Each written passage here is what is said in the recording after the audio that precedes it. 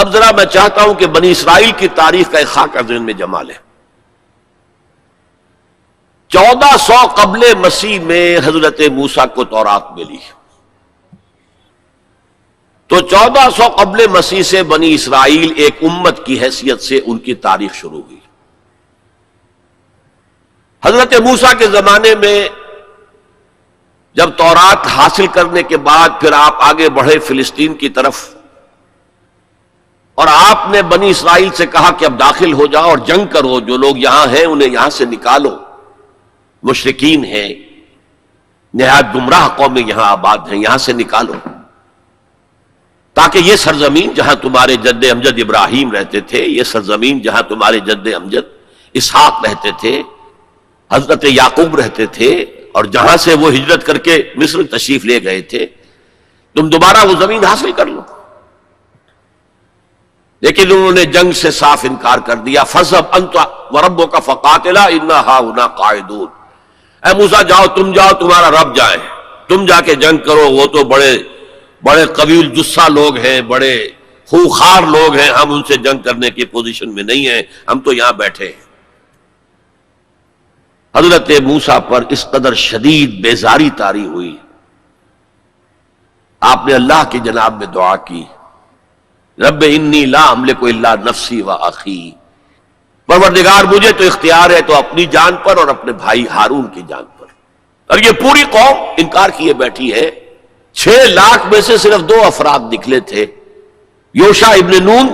جو بعد میں جانشین ہوئے حضرت موسیٰ کے اور نبی تھے، جوشوا کہتے ہیں بائبل میں انہیں، اور کالب بن یفنہ، یہ دو رسول، 2 ان کے یہ امتی، 4 آدمی، ظاہر بات ہے کہ وہ کیسے جنگ کرتے۔ تو حضرت موسیٰ کی دعا تھی کہ رب انی لا املک نفسی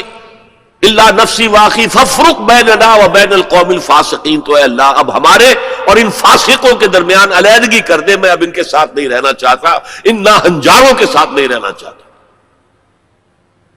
اللہ نے فرمایا نہیں موسیٰ، رہنا تو ہوگا تمہیں انہی کے ساتھ، البتہ انہیں ہم یہ سزا دے رہے ہیں کہ 40 برس تک یہ ارض مقدس اب ان پر حرام ہو گئی، اسی صحرائے سینا میں بھٹکتے پھریں گے، یتیہون فی الارض، اسی سے اس سینا کے صحرا کو صحرائے تیہ کہا جاتا ہے، یتیہون فی الارض۔ اسی 40 سال کے دوران میں حضرت موسیٰ کا انتقال ہو گیا، حضرت ہارون کا انتقال ہو گیا، بلکہ یوں سمجھیے کہ تقریباً پوری نسل جو مصر سے نکل کر آئی تھی وہ فوت ہو گئی۔ اب ایک نئی نسل پیدا ہوئی صحرا میں، جو غلامی کا داغ اٹھائے ہوئے نہیں تھی، صحرا کی وسعتوں میں پیدا ہوئے۔ جیسے کہ اقبال کہتا ہے، فطرت کے مقاصد کی کرتا ہے نگہبانی، یا بندہ صحرائی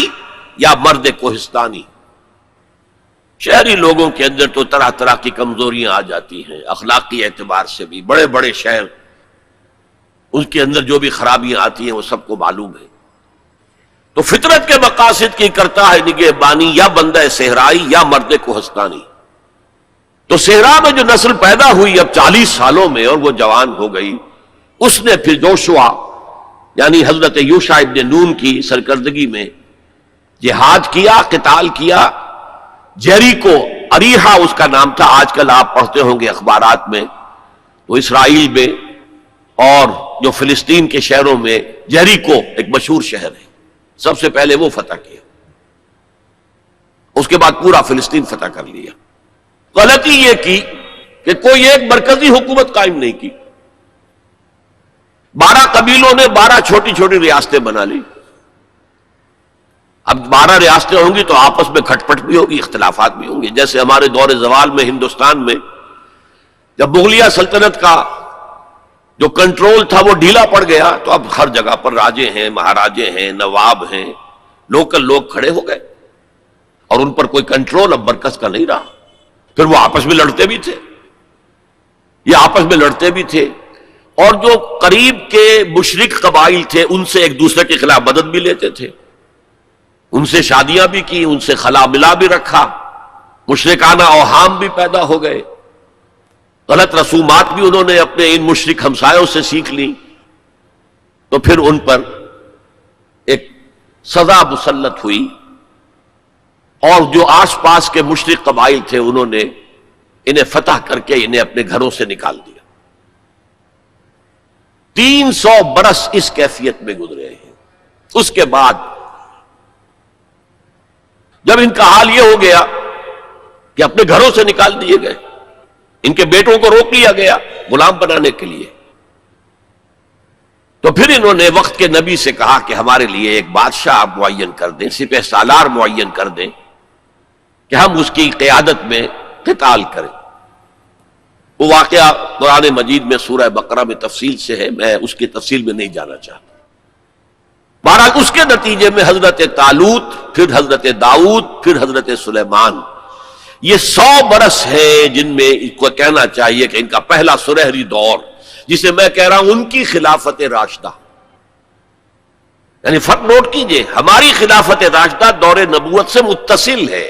کوئی فصل نہیں ہے اس کے مابین،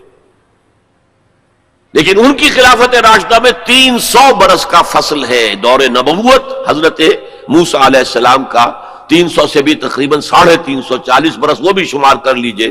جو صحرائے تیہ میں بھٹکتے ہوئے گزرے۔ بہرحال یہ 100 سال ان کے بڑے شاندار تھے، حضرت داؤد کی حکومت، اور حضرت سلیمان کی حکومت تو اس اعتبار سے پوری انسانی تاریخ میں یونیک ہے کہ ہوا پر بھی انہیں کنٹرول دے دیا گیا، جنات ان کے تسلط میں آ گئے، اور پرندوں اور جانوروں کی بولیاں بھی ان کو سکھا دی گئیں۔ اس قسم کی حکومت تو اللہ نے کسی اور کو کبھی دی ہی نہیں۔ وَلَقَدْ يَسَّرْنَا